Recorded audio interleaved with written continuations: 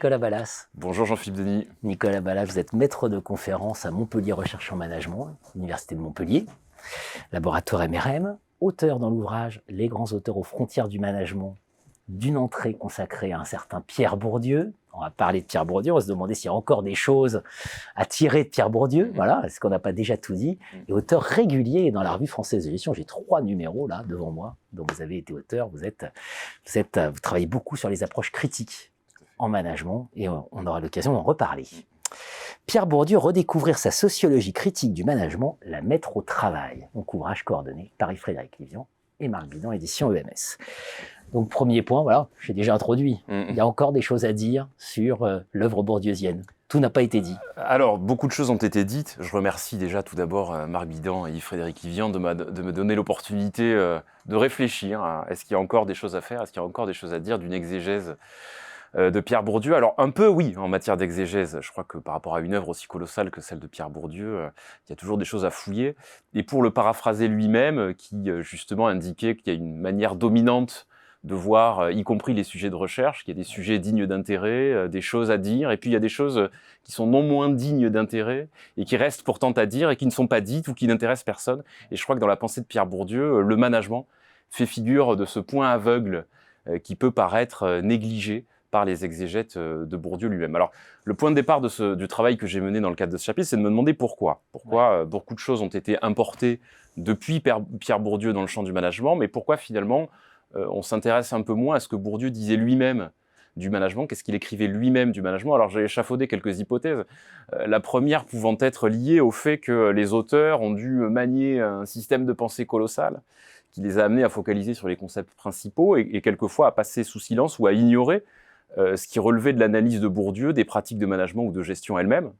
Une deuxième raison peut être sans doute liée au fait que Bourdieu est considéré comme un théoricien, et qu'on a tendance à négliger les investigations empiriques, notamment les ethnographies, qui l'ont conduit à construire les concepts qui font partie de ce système de pensée. Or, dans ces objets empiriques à partir desquels il a construit son appareillage théorique, il y a beaucoup d'objets managériaux, qu'il s'agisse des bureaucraties coloniales, qu'il s'agisse des luttes de domination au cœur même des corps patronaux, ou des effets de ces luttes de domination sur les ouvriers eux-mêmes.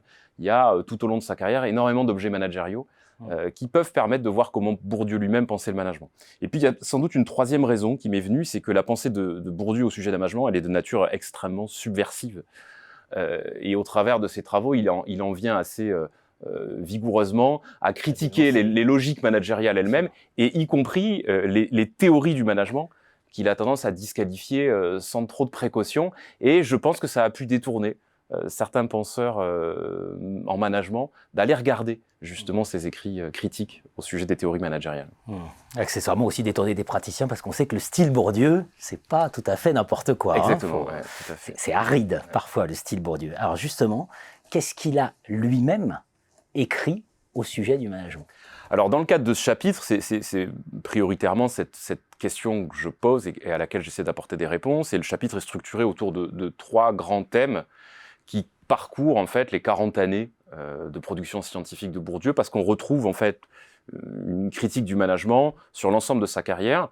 Le premier thème, je l'ai qualifié du management en tant que rationalisation, puisqu'au travers de son ethnographie sur l'Algérie coloniale, Bourdieu va mettre en évidence comment un système de rationalisation bureaucratique va déraciner des petits paysans, les déplacer, les mettre dans un régime salarial, leur faire miroiter tout un tas de promesses dont Bourdieu va tirer le concept de vérité subjective du travail, c'est-à-dire une situation dans laquelle les individus sortent de leur petite paysannerie, des solidarités traditionnelles de leur communauté d'appartenance, dans l'espoir d'une émancipation, d'une plus grande prospérité, mais au final, le résultat qu'ils en retirent est pas du tout à la hauteur de ce qu'ils en espéraient, et ce qui amène à une déstructuration, à une rupture vis-à-vis des solidarités traditionnelles dans ces communautés, dont Bourdieu va tirer le concept d'habitus, d'ailleurs, d'habitus éclaté, d'habitus cassé, quoi. Donc cette ethnographie d'Algérie coloniale est la première partie du chapitre que j'aborde sous l'angle de cette analyse de la rationalisation, dont il est inspiré de Weber, en fait, dans cette approche-là. La deuxième partie du chapitre est focalisée finalement sur le premier ouvrage de Bourdieu dans lequel on va retrouver le terme de management. Donc c'est dans la distinction, effectivement, qui paraît en 1979, que l'on voit Bourdieu évoquer pour la première fois dans ses ouvrages le terme de management, et il l'utilise pour décrire l'apparition d'une nouvelle forme de capital symbolique dans les élites managériales, justement, dans les élites patronales, qui va permettre à une partie de cette élite de prendre la place du vieux patronat, et donc de prendre le pouvoir au sein d'une lutte de domination au corps même du champ des entreprises. Voilà. 10 ans plus tard, Bourdieu, dans La misère du monde, va prendre ce même objet pour en regarder les effets sur la misère ouvrière. Voilà. Il va décrire du coup les conséquences de ce changement de domination au sein des élites patronales sur le salariat lui-même, en termes de désagrégation, là encore, des solidarités salariales, les mêmes qu'il avait mises au jour 30 ans, 40 ans plus tôt en Kabylie. Et puis il y a une dernière partie de l'ouvrage qui correspond à la partie finalement, à la fin de carrière de Pierre Bourdieu, dans son anthropologie économique qui paraît au tout début des années 2000. Il va s'intéresser à l'illusion scolastique de la science économique en premier lieu, mais il va intégrer là-dedans les théories du management qu'il qualifie de théories de business school pour business school, qui, sous intention de décrire le monde, contribuent de le fabriquer.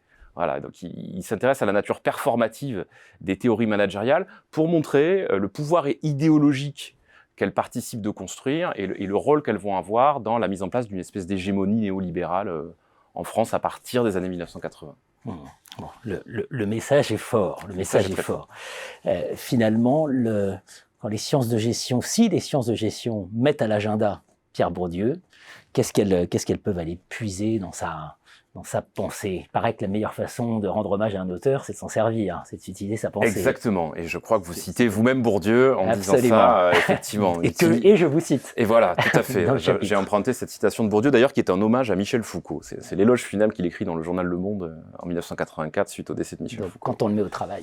Ouais. Alors, comment mettre Bourdieu au travail? Alors, je crois qu'il y a beaucoup de choses qui ont été écrites sur le sujet, et l'un de ses continuateurs, Loïc Vacan, produit des analyses extrêmement intéressantes qui pourraient inspirer le management pour savoir comment mettre Bourdieu au travail. L'un des premiers enseignements qui vient de Vacan, je pense, consiste à dire que Bourdieu doit être regardé comme un intellectuel spécifique. Je parlais de Foucault à l'instant.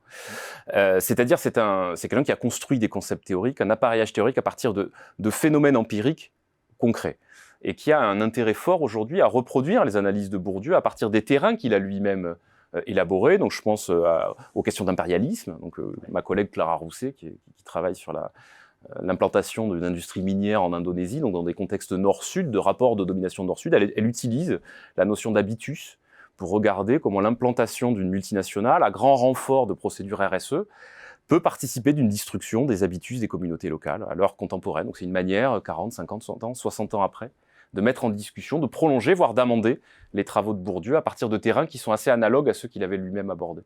Donc il y a des initiatives de ce type déjà dans la littérature. On peut retrouver des travaux qui utilisent la violence symbolique pour évoquer les questions de discrimination au travail. On retrouve des travaux qui s'intéressent aux notions de champ pour regarder comment la RSE ou d'autres formes d'alternatives managériales sont susceptibles de transformer des approches traditionnelles, une doxa, autour des pratiques managériales. Donc il y a des initiatives de ce type qui consistent à reproduire les terrains de Bourdieu, les objets de Bourdieu, pour le prolonger. Il y a une deuxième manière de le mettre au travail qui consiste sans doute à l'utiliser en pièces détachées, plutôt que comme un ensemble théorique massif et finalement difficile à manier. Donc c'est notamment Vacan qui fait cet appel. Prendre ces concepts, les prendre un par un, voire regarder, par exemple, la notion d'habitus, elle est multiple, elle est multifacette, et elle mérite de s'y attarder de manière plus précise, comme Vacan l'a fait lui-même au sujet de son travail sur les salles de boxe.